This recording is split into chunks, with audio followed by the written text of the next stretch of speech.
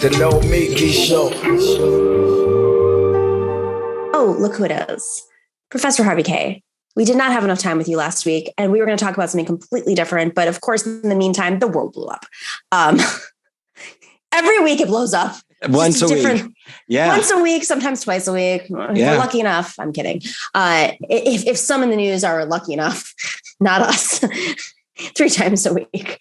Professor Harvey Kaye is, of course, Professor Emeritus at the University of Wisconsin, Green Bay. He is the author of Thomas Paine, The Promise of America, The Fight for Freedoms, Take Hold of Our History, Make America Radical Again, and FDR on Democracy, and so many other books. You have Take Hold of Our History in the background, which is, I think, important right now. Professor Harvey Kaye. Harvey, so I want to discuss Afghanistan, but this is a huge topic. So I want to kind of put it in the confines of something I've been struggling with personally online. And I don't know how much of this is authentic or some of it is actually pushed out there to create these divides, but and we'll reference some points too, because the media is not doing any favors to these, to having these discussions either. President Biden, of course, pulled out of Afghanistan, not overnight. Obviously, this is something that has been going on. Right. The Trump administration set it forward, but it seemed as if it was a little haphazard. With that being said, there is a real substantive conversation about 2 things, right? There is a refugee crisis. There are women, in particular, feminists, who are being put at major risk right now by the Taliban. Yeah. And then simultaneously, there is a conversation about, well, we need to get out. And I think sometimes what gets jumbled in this conversation about getting out is, do we need to get out because we need to be right about imperialism? Or do we need to get out because we're putting too many resources in and it's not going anywhere? And so I'm left. I believe that we should have never gone into Afghanistan. Just to put that on the table to begin with, because you know how left audiences work. I believe that we should have never gone into Afghanistan. I believe that we should have gotten out of Afghanistan. I believe that President Biden did not think deeply, in his administration, did not think deeply about what it would take to get out. And I feel as if this is a Ben Rhodes strategy, perhaps, that mirrors some of the Obama hands off of Syria, Obama hands off of Libya. And I say that because there were never boots on the ground. And there was a lot of conflict. And so there's a lot here, and not to mention China, which we'll get to, I guess, a little bit later. So I just threw that out there, like vomited this all out. And Harvey, I mean, how are you dissecting all of this? Well, let me say, first of all, that I'm 20 years ago, when I was 50 years old. So I was middle-aged, right? And it was striking at the time. And let me be honest, I don't even know quite often how well I can speak as an intellectual on the subject, because I won't deny that when the trade towers came down, okay, that clearly American military action was warranted. I have no reservations in saying that. But it did seem to me that the Bush administration just went wild in the course of the wake of 9/11, because not only, let's start, I mean, strictly objectively, without any kind of political bent, let's be objective about it. Number one, that's an administration that not only decided they were going to go into Afghanistan, which I'll suspend, but they also decided at the very same time, they're going to cut taxes massively for the very rich. Okay. People forget that because of the Trump tax cuts. Yep. And then at the same time, target Iraq, supposedly for weapons of mass destruction. And we know the disaster that became. Now, let me make it clear as well that there were good reasons for some kind of involvement in both locations. I mean, the Kurds, it's always funny how, and I make this seriously, how the left just doesn't talk about Kurdistan. Okay. And I remember that distinctly because a friend of mine had gone in and recorded the gassing of the village, not the actual gassing, but in the wake of the gassing, she recorded on film the devastation wrought. I mean, it was those kinds of things. Now, similarly in Afghanistan, in the case of Afghanistan, we had no business believing we were going to turn it into any kind of stable quasi-democratic republic. And you could feel it, as those of us who actually know anything about history, you could feel it at the time, as we know the kind of wreckage that empires have discovered when they go into Afghanistan. Okay. And in the case of the prior empire that went in, the Soviet Empire, we actually underwrote, forces to help drive them out that later, of course, were then weaponized with our own military equipment. I mean, the whole thing was those forces being the Taliban. Yeah, those kinds of forces, exactly. So, I mean, one could just feel it. Okay, I want to say that one thing that popped into my head recently was I vaguely recollect John Kerry. I believe it was John Kerry at the time talking about, and maybe it was one of the other senators, sort of liberal Democratic senators, saying, let's not go in. Let's treat this as a police action. Okay, you're probably too young to. What does that mean? That would mean you send in some kind of coalition of special forces to get Al Qaeda. You get Al Qaeda. Okay, hang on a second, because I want to. This is nuance is everything in these kinds of conversations, and you've mentioned a couple of things to me that stand out, right? The denial of gas attacks, or ignoring, I should say, not denial. Maybe in some cases denial, but in some cases just ignoring the gas attacks in Iraq. Not saying that. Let me be very clear. It's not justified going in Iraq. This is against the Kurds. Against the Kurds, exactly. So a denial of human rights violation. So, obviously the U.S. went into Iraq under a Republican administration. Obviously, Reagan armed what was to end up being the Taliban to fight the Soviets at the time. In the case of Obama, obviously the United States was on board with NATO intervening in Libya, but no troops were on the ground. It's important to distinguish these things because it's how the center left and the center tried to appear to learn its lessons from what clearly the right and the center right were doing aggressively to make money off of it. So I think, I'm looking at this Afghanistan situation to myself and Trump. And by the way, one other thing we shouldn't also forget that there was I sometimes flip the names, the Gulf War in 71, not 71, 91, 92. Right. Yeah. George Bush's father. George H.W. Bush. Okay. Who literally was able to create a massive coalition of forces. That's right. And was also determined not to go into Iraq, or at least to withdraw and not take it all the way to Baghdad. That's right. So, and then look, I mean, one could argue about that overall, but I remember that the Marxist scholar at the LSE, Fred Halliday, and I were two of the rare people on the left who actually supported the idea of the Gulf War at the time, because there, whether we like the Kuwaitis or not, as a kingdom, the international community cannot stand by and watch one country conquer another. It's just so let's explain this more. I mean, this ultimately, and I'm grappling with this myself personally. I have to say this, let's go back to Kuwait in a second, but I want to use Syria as an example. I would say the broad left is an agreement that Assad is a murderous dictator. As was his father, who has ruined, whether it's like the history of the birthplace of one of the birthplaces of civilization. I'm in Crete right now, so I can't, ignore the Minoans. Murdered tens of thousands of their own people. Murdered tens of thousands of their own people. And then simultaneously, there are folks who have, I believe, interest in denying gas attacks happened. But this is a playbook that has existed. This isn't a new playbook. Right. That's with the intention to prevent any sort of American involvement, which I, as being somebody who is not an interventionalist, I feel, and by the way, that was what Obama did. Not, ignoring that he sent more troops into Afghanistan. Like, I mean, there's so much that he did do in other ways too.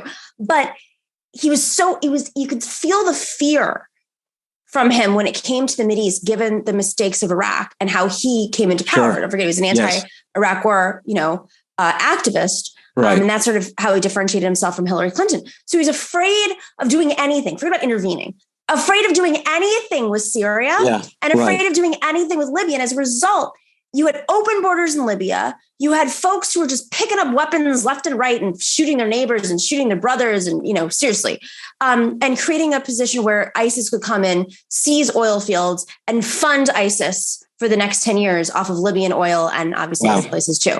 Simultaneously, you have Syria, where Assad could, smelled an opportunity and as do other world powers. So I feel like sometimes on the left, we simplify things like U.S. empire bad, everything else non-existent. I mean, I won't make any friends. All are bad. I'm not going to make friends. All are bad. Right. I won't make any friends on the left when I say this, that sometimes we grab hold of words to completely lambaste a situation.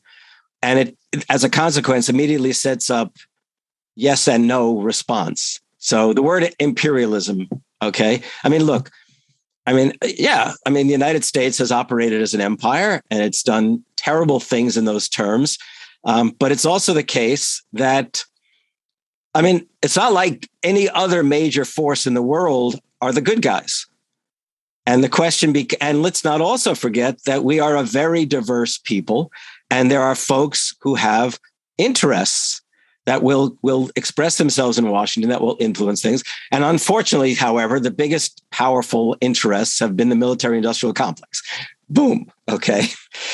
And in fact, I kept wondering to myself what the accountants for the military-industrial complex were doing as they watched Afghanistan fall, if they were calculating their next set of expenditures. That's a sidebar of my perverse fantasy. It's not perverse at all. That's exactly. No, it's not. There are folks who've been posting how much the military contractors. I'm sorry to interrupt, Harvey, but my immediate response in the beginning when Biden said he was pulling out of Afghanistan, the automatic American skeptic in me was like, oh, great. I can't wait to see how many Eric Princes or neoliberal Eric Princes, because we're factionalized here in our country, go in and swoop in on this opportunity and send private forces. But hey, listen, when the embassy in Kabul was evacuated, it wasn't emptied. Civilian contractors were still in the embassy. And I always say to myself, this first time I really encountered this idea of civilian contract wasn't in the case of Iraq. And, they're essentially mercenaries. And I thought, however bad we are, when we're going to be fighting wars with mercenaries, we're really falling back into the worst case scenarios of empire. So, No, this is literally like Christopher Columbus was a mercenary. To an extent. Yes. Well, in that sense, it's sort of pre-mercenary. He's a private contractor. Well, the only thing to remember about in those days is that nation states were really in formation. So, Columbus didn't sail for, what was it? He was from Genoa, Columbus. He sailed for Spain because that's where the money was to outfit a voyage. Okay. So a lot of these, I think the first real sort of nation states were probably Britain and France and in some ways the United States, because prior to that they were sort of multinational monarchical, states. So okay, let's kind of like dig in a little bit more.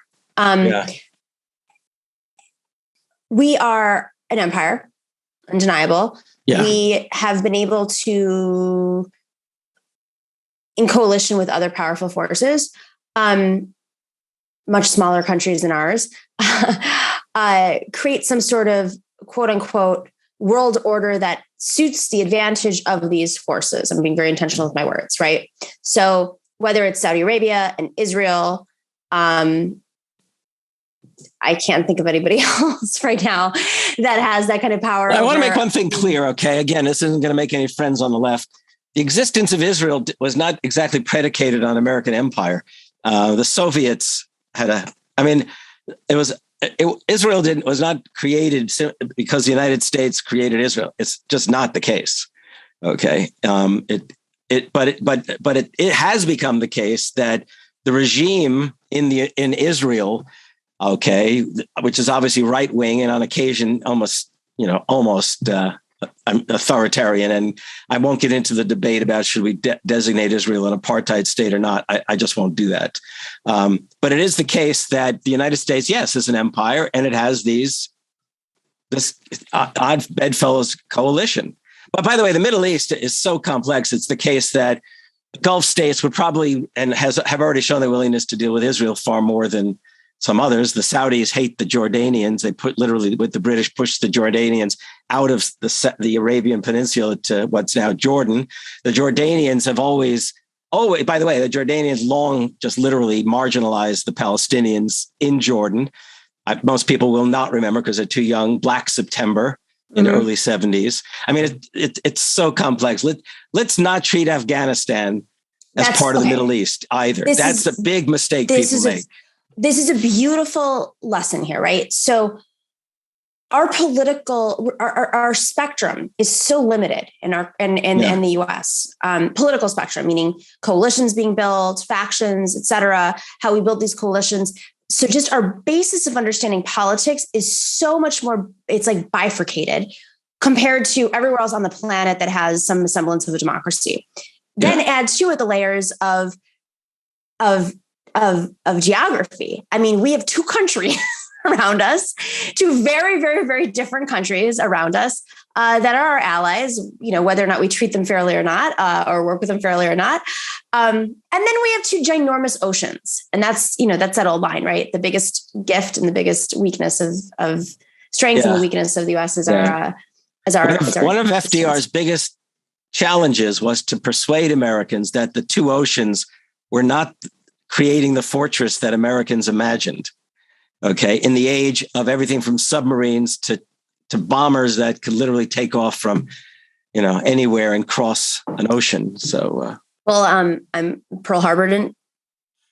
Well, that depended on aircraft carriers, right? And of course, that was still at that point.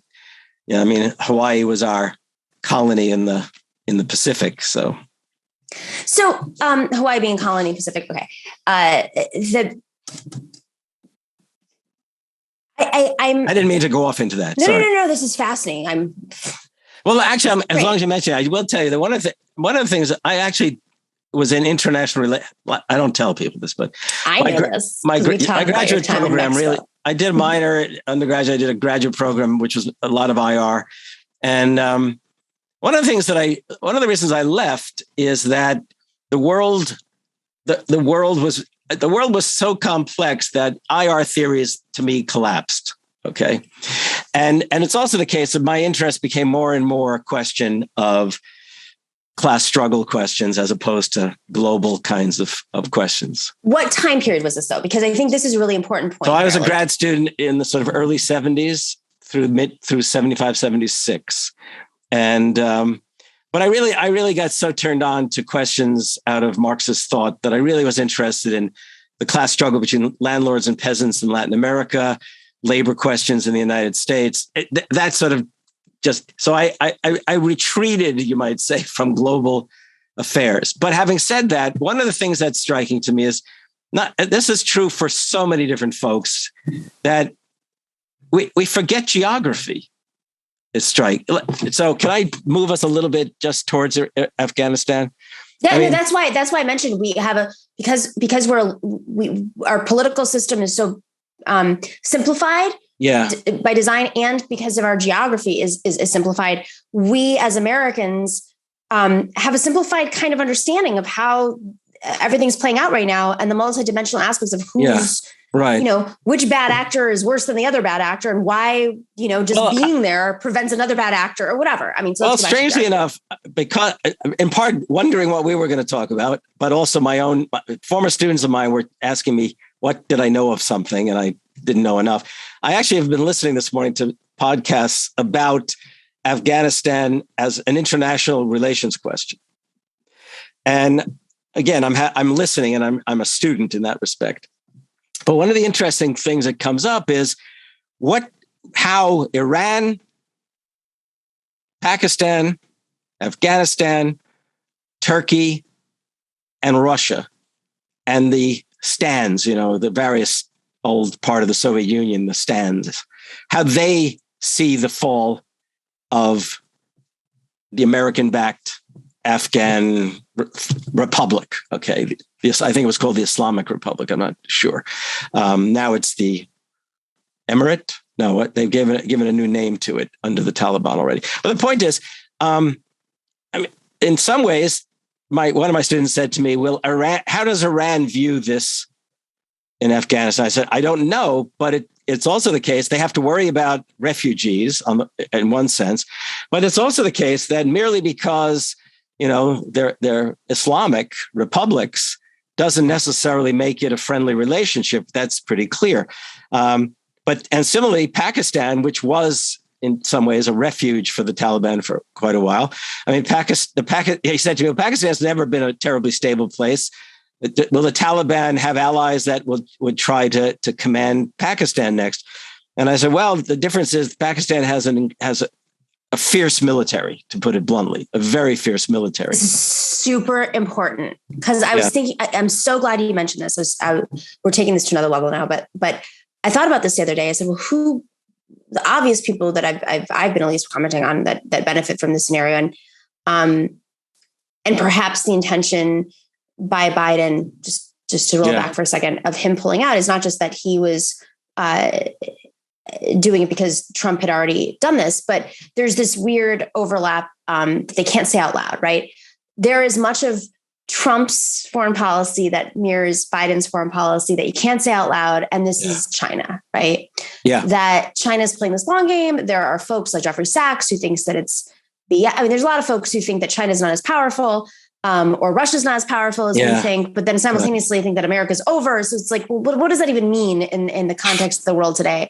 But we say this because China's invested heavily in Afghanistan, using the U.S. military as sort of a protection agent so that they're able to, build pipelines and invest and being very strategic and using, it's how do you use the other world power to advantage, right. To complicate it more, I would never forget back in the early 70s and the question of the Portuguese colonies in Southern Africa, and who was behind the Marxists in Angola and Mozambique. And in the case of Angola, there were two Marxist forces, one of which was actually being funded by South Africa. So, the world is more complex than we allow for. And cable news doesn't help a lot, obviously. I mean, once upon a time, there were serious programs on television that tried to deal with this. Now, the best you could do is maybe, and people balk when I say this, the best you could do is probably try to catch programs on the BBC, I guess. I mean, something like that. No. They have a history of being in these regions, so they have a little more of a perspective on it. I mean, just in general, as much as corporate media, I'm in Europe right now, as much as corporate media has so much role in media in Europe as well. Right. There is less, they don't, because of geography. That's what you're saying. I'm in the Balkans right now, and folks are very familiar with what's happening in the Balkans right now. They're very familiar with Orban. They have a great sense of what's happening in Macedonia, Northern Macedonia. They have a wonderful sense of the transitions that are happening in Albania right now. That's stuff that nobody can get. It doesn't even, is that going to get covered? Maybe on Fareed Zakaria's show, maybe. So just to go back to this, because I think Pakistan, and I thought, okay, obviously China is the factor that we're all, Trump wanted to take it to China in a very aggressive way. And I think Biden does too, but he was sort of caught.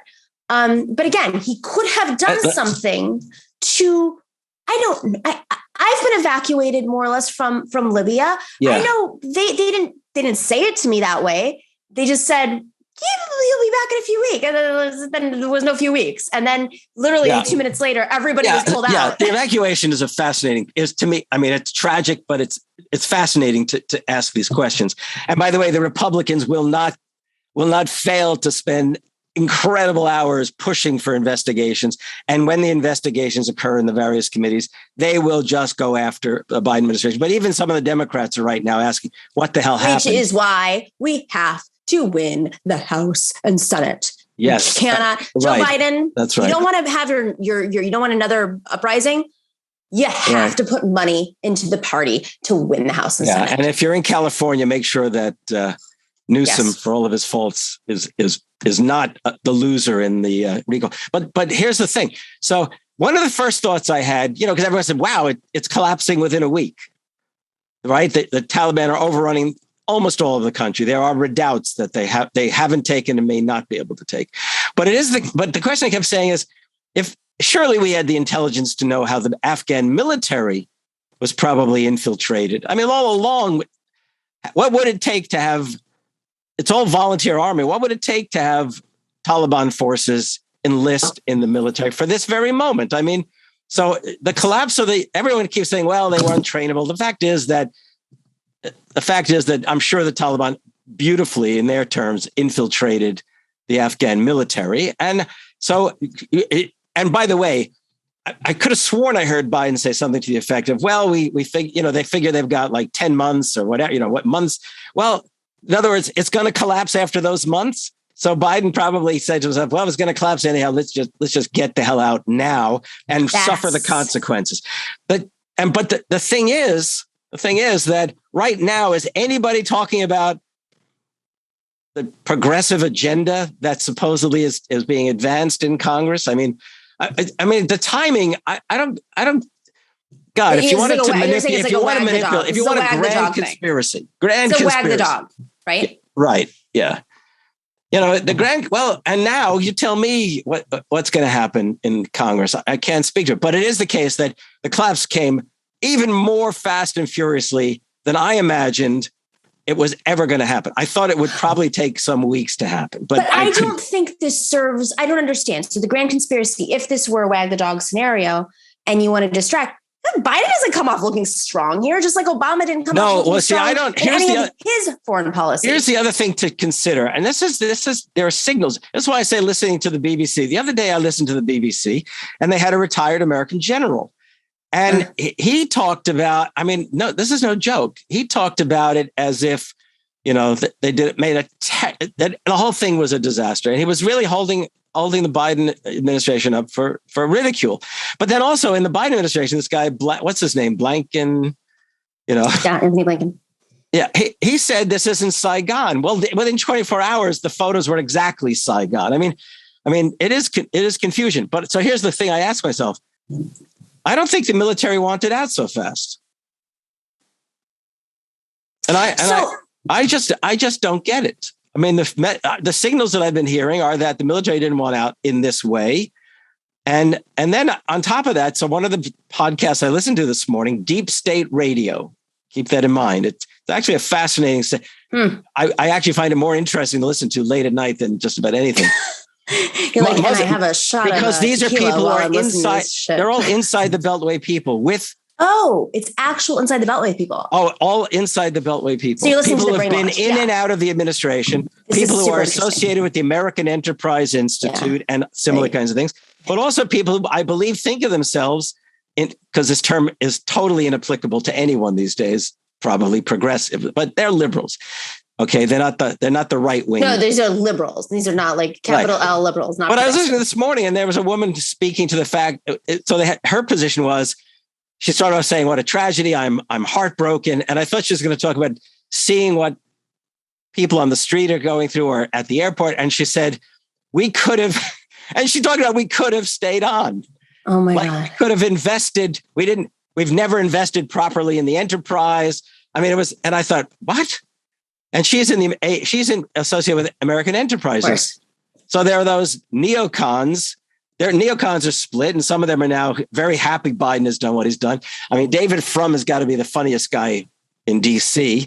David Frum, who was the guy who coined the expression, I believe, axis of evil as a speechwriter, is now sort of, it's as if he has no memory of his own role in the neocon. No. This is a business. This is a business. Like, Harvey, right, of course it is. Absolutely. This is a business. Right. You stay on track, you're nimble, you shift. And then the Harvard academic Stephen Walt, who probably knows what he's talking about, said, look, should never have gone in the way we did. We should have gotten out. We had moments where we could have gotten out. Yes. And now the tragedy is a consequence of 20 years of what we never should have done. But I'm going to say one more thing, because I really would hate to leave the show today without mentioning it. I don't watch Fox, believe me, unless when you're on and you let me know. Okay. But Laura Ingraham, hey, Jesus. She segued away from the question of Afghanistan on the grand scale, because they all know ultimately that this is as much this is a Republican legacy. I mean, what are we going to do? Of course. But she said, do we have an obligation to the tens of thousands of Afghans who want out? I mean, I swear to God, I heard her say that. And that's going to be the question that will now come up. It's going to emerge, because don't forget, what Trump put on the agenda was an anti-immigrant and anti-refugee. That's right.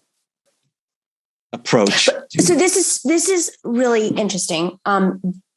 Being in another geopolitical hotspot of Greece, where Russia has always had a dance with Greece, and even though Greece is part of the EU, and simultaneously, Cyprus, obviously not part of Greece, is a very important geopolitical place. Right, and let's not forget that part of Cyprus was civil war separated out a Turkish Cypriot, separated or just bulldozed people out of their community. But Turkey is important in this situation as well at this moment. Right. So all of this is happening as Turkey is trying to expand its empire, as Russia is trying to expand its empire, turf war by turf war. As China is trying to expand its empire by buying up ports like the Piraeus port in Greece, by buying up infrastructure across the globe in distressed regions, in conflict regions, and using the American forces as a buffer to continue. Because one thing I don't know how many people know this, but like when the U.S. military is involved in their bases and there's NATO bases, there's more economic development. I'll use Libya as an example. Right. Libya started to westernize, and Gaddafi knew that he was going to be going down, and he started putting power and money, support, into his son. And his son started to open up Libya. There were the two sons, and I'm forgetting which. Saif and the one that I think died. One of whom had an association with the London School of Economics that they found a very embarrassing tie. I think it's Saif, but Saif, he's supposedly making a comeback. So, but he was the one who started to westernize, opened up the internet. The internet was there for 2 years. Just happened to happen, at a moment when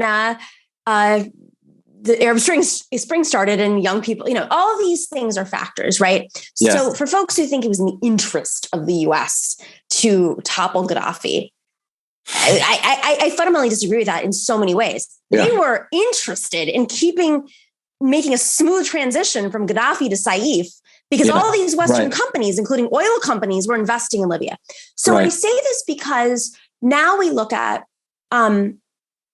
the refugee crisis. I think we all have to sit there and say, which America are we talking about? Which imperialist America are we talking about? The right wing or the neoliberal American imperialism? Because I can't look at the two the same way. They have fundamentally different approaches, both extremely flawed, in my opinion, to how they deal with foreign policy. And so you have a refugee crisis now. The Greek government, the center-right government, has literally decided against humanitarian law to block all refugees and shut down all refugee camps in Greece abruptly, even though it's against the international law. So they're blocking it. So it's all going to be held in Turkey now, putting pressure on Turkey. We have decided under the Biden administration, our numbers are lower than ever, as we're about to see Afghanis.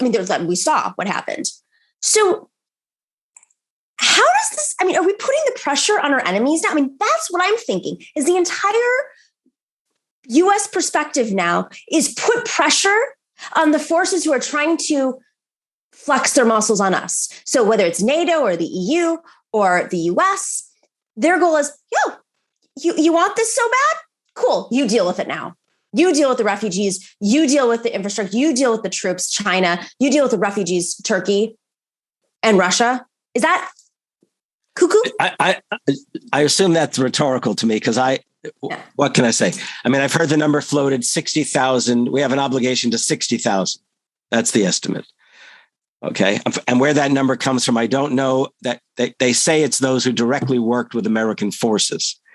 But then there's the left humanitarian question, and that is, what about the journalists? What about the women? I'll never forget in the first year or so of the American presence in Afghanistan. They're expendable, Harvey. That's what they're thinking. They're expendable. I'm sorry to interrupt. Neoliberalism, what I love about neoliberalism is it's always like, it's a slow roll and we have to find ourselves in the middle, unless it comes to foreign policy. They don't care about the women and the children and the reporters. Their neoliberal philosophy goes, they literally just like, we're out. Cold, we're out. Let them deal with it.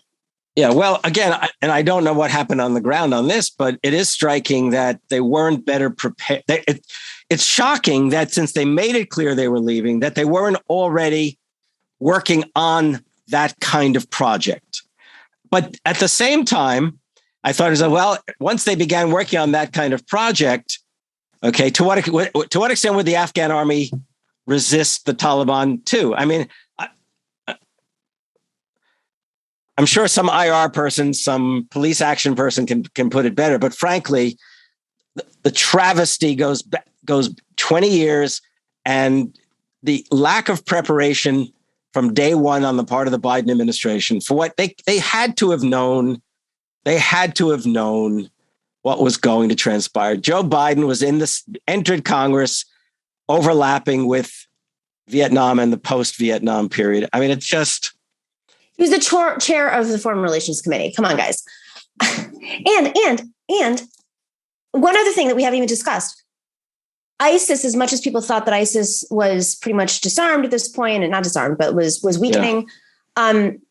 It's no secret that ISIS and the Taliban and Al-Qaeda and ISIS have not necessarily gotten along. Is this some sort of dystopian, grotesque realignment to make sure that the Taliban blocks ISIS, which is more unpredictable and less, top down and uncontrollable? Again, ISIS, their funding, much of it comes from seizing oil fields. Well, but is it sort of like a weird power play? Like if the U.S. forces can't beat the Taliban because nobody in the non-regional world has been able to win a war in Afghanistan ever, then why not use the Taliban to beat ISIS?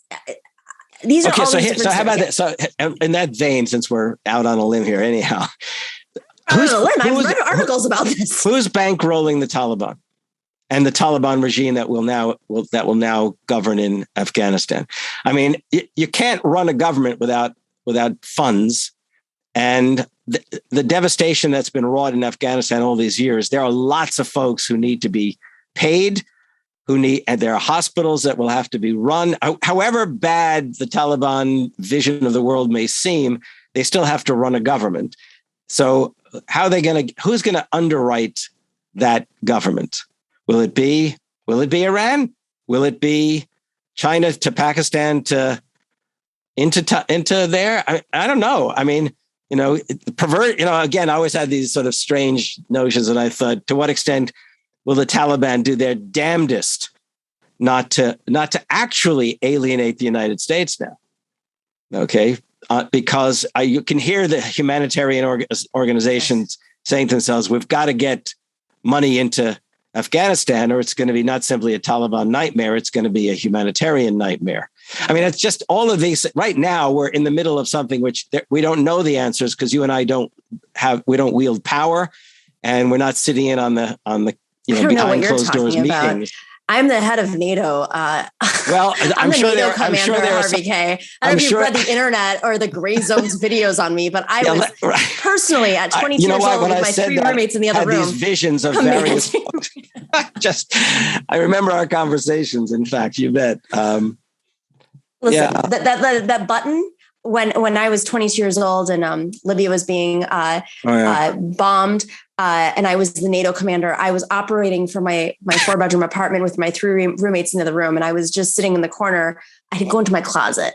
I'm sorry, I'm not allowed to say this online. I messed up. God, I'm so tempted at times to share all this is wherever Nomiki resides. Right now, I'm residing in a children's room. Yeah, bunk beds in the corner. People know if they've only come on at this moment onto the YouTube, that those are children's ornaments behind you. They're not tokens of the devil or anything like that. No, they're like those. Remember those like shrunken heads that you'd find at the museums when you? Oh yeah. Oh my God, those fascinating. Or they sold them readily. You lived where? In Ecuador. Oh, in Ecuador, they still. I'm sorry. I didn't the Jivaro Indians. I hope I'm pronouncing it right. They were known for their head shrinking practices. So tourists they weren't real shrunken heads people were buying, at least none that I was aware of. But they created these, mock shrunken heads so that tourists could buy them to take them home. Okay, it's romantic, honey. Oh, truly. I went to Ecuador. I was 15 at the time, so. That was around the age, like when I would go to these museums, I was so fascinated by that. Oh, sure. Yeah. Yeah. So they're in the background. It's just, there's a rhinoceros, there's a deer, there's a pig, there's a giraffe, and there is an elephant. I love it. I do love it. It's gorgeous, actually. And they're pastel colors. You might actually want to buy one of those too. So when you resituate at the next power center, you could have... That could be when you're in NATO, you have to be on the road. Yeah. I got to tell you, they've demoted me from commander because they were like, listen, women cannot be running NATO when the Taliban could target you. So I will tell you.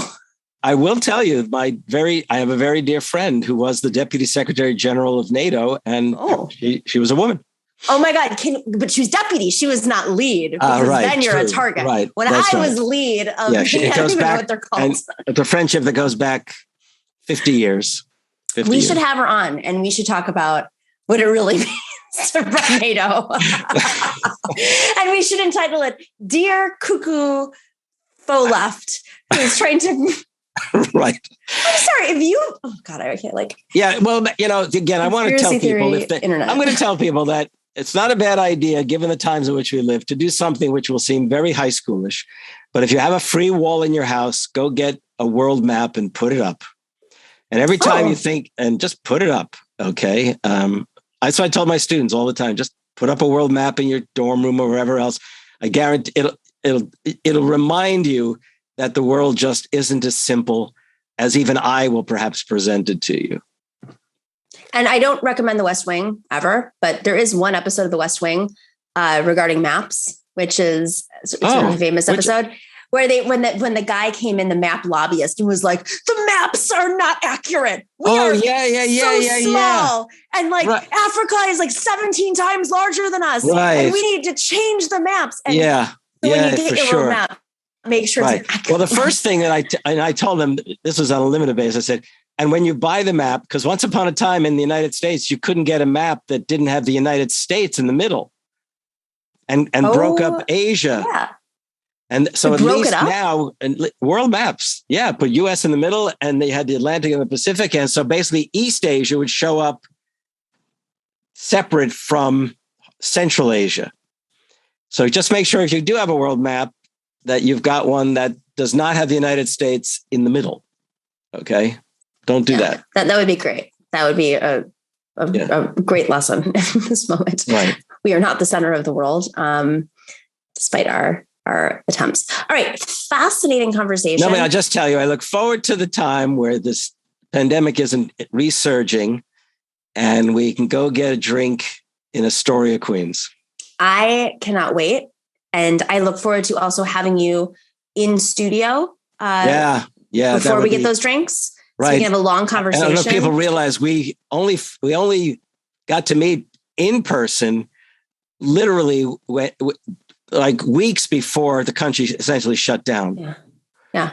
It was like Michael's event. And then we got together the next day for, a coffee and stuff like that. So. And since then we've just had hours. And I feel like I've known you forever. That's kind of funny. I feel the same way. Yeah. Right. That's one good thing that's coming on this. Yeah. Yeah. I don't know if you've already cut off the taping of this or not, but. No, we're still going. Oh, we are. Okay. This is the best part. As far as I'm concerned, but. I mean, Afghanistan's hard, I know you better than I know Central Asia.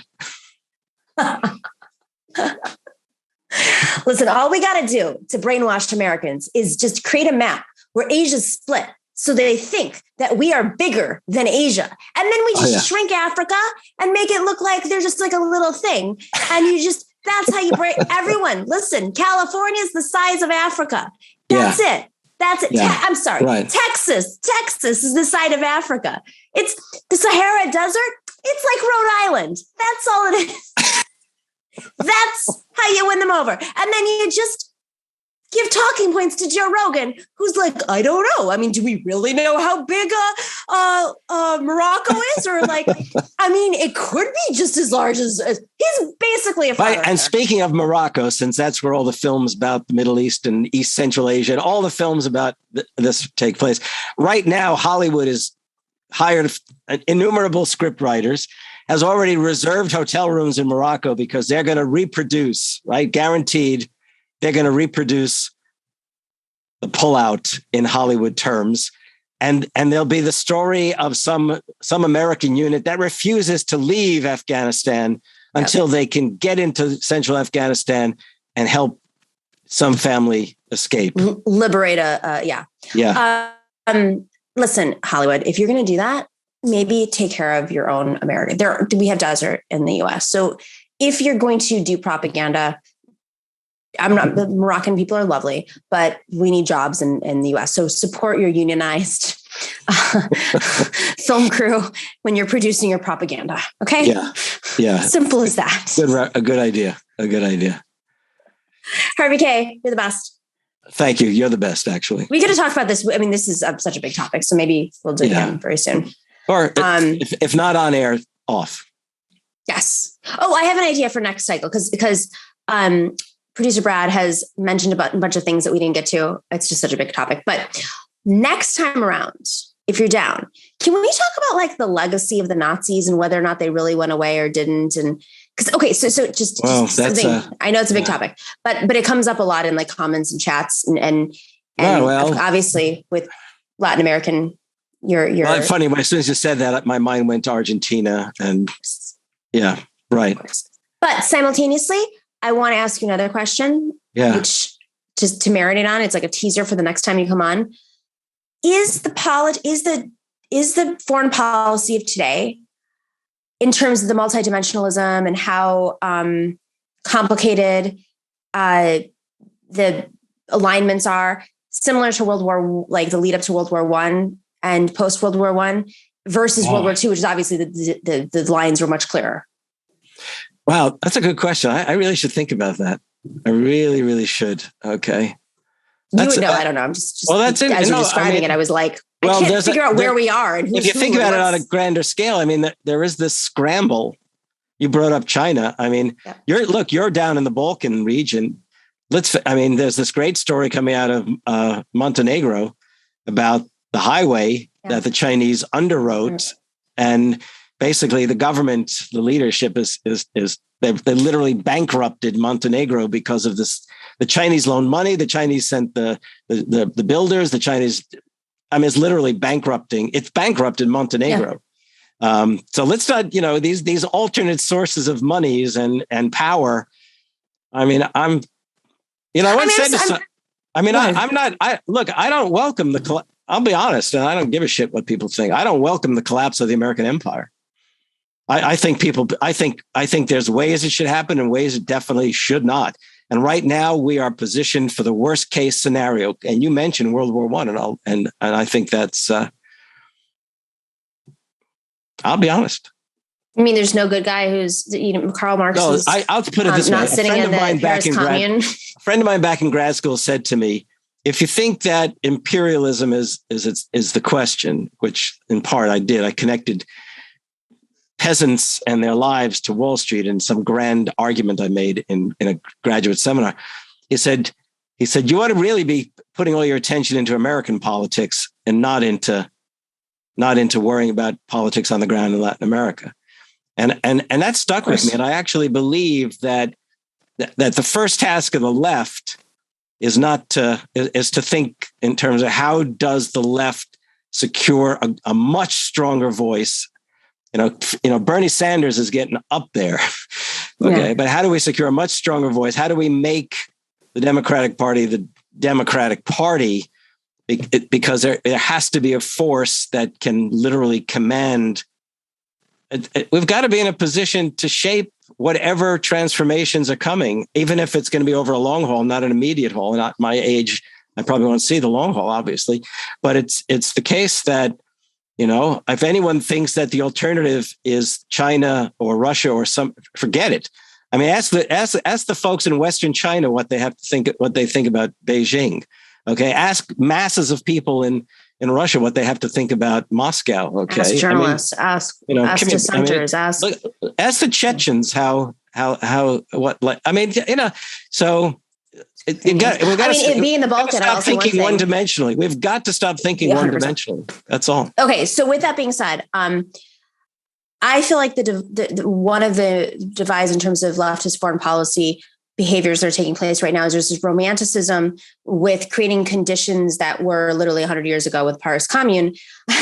And even that was romantic, reinventing that. And the conditions of today. Which was crushed, by the way. Let people realize that.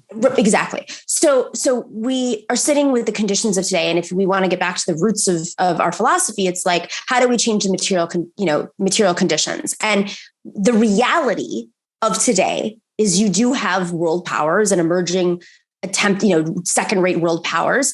Yeah. And if you want to, I think the way you're posing is, do we want to destroy American empire entirely and what is left as a result? Or do we want to use an electoral system to shift the way that American empire exists? But American empire... That's a good way. That's at least a starting point. It's either gone and something else comes. I mean, it's not like we can force Russia to suddenly become a communist. It's like they tried that. If you want to dismantle the American empire, then you have to make sure that China and Pakistan, I mean, all these world powers are also Marxist, and they're not. And this is what I'm grappling with: is how do we make our conditions we're taking care of our people, not at the expense, not creating whatever stability that our empire believes in at the expense of our own people. And so that's my philosophy is we don't, yes. Go ahead. Yeah. No, it's hard.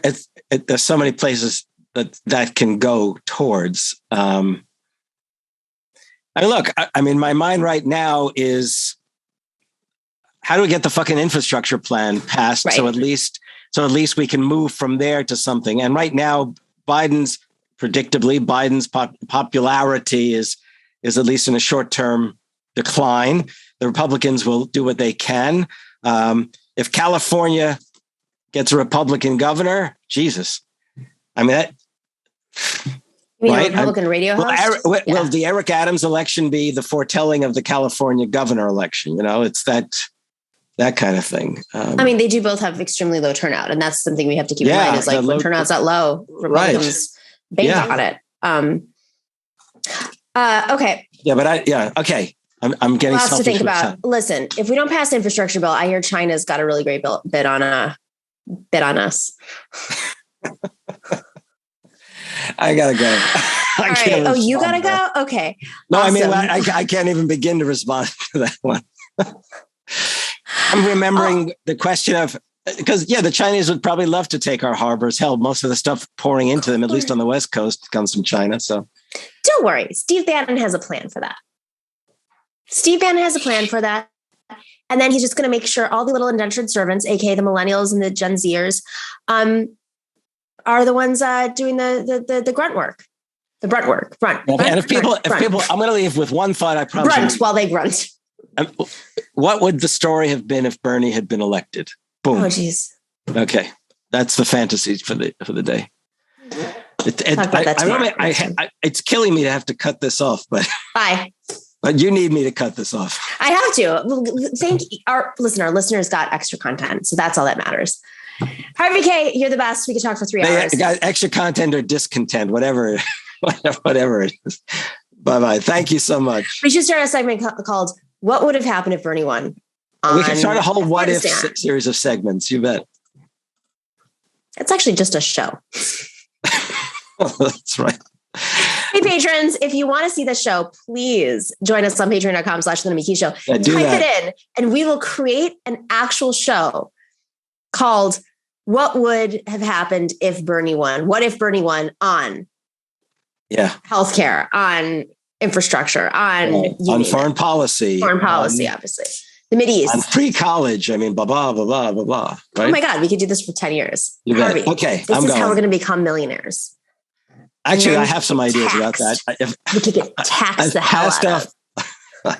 I've passed up every opportunity to become a millionaire, and I don't even know if I should think about it now. So, wow, I passed up every opportunity to become a millionaire. Listen, the NATO people understand the minimum wage at NATO is it's subpar. They have a great brunch. You might get bombed in the hotel that you're staying at because it's a Target. But listen, that buffet, the cheese, oh my God, the cheese is amazing. But okay, I just want people to know we're speaking right now on Wednesday. Wednesday is sushi night in my household. Oh, you make sushi? Well, the local store actually has they have these two people who make sushi, and the size of the fish is big, the rice is great. It's great, and I found a place where I could actually get green tea ice cream. So, and mochi. It's a mocha green tea ice cream. Ooh. Yeah. And it's what about your Japanese whiskey? I know you've been into that lately. There's a bottle downstairs, but my wife doesn't drink whiskey. So we drink champagne. Champagne socialist. Well, it's Spanish. Let me make it clear. It's cava. It's cava. It's not it's right. Working class champagne. It's working class. Thank you. I'm glad you much realized. better, by the way. Cava is so champagne. much better. It is cava, Freshenet, in fact. So you can get cava for like €3 in Europe as long as you're not in Greece. Yeah, Okay. Greeks are like, that's it. I gotta go eat some lunch. Have a nice day. It's still a while till you eat dinner, but it's my lunchtime. I know. It's just so everybody knows, it's 8:23 p.m. here. I have dinner in an hour and a half. I wish I were there.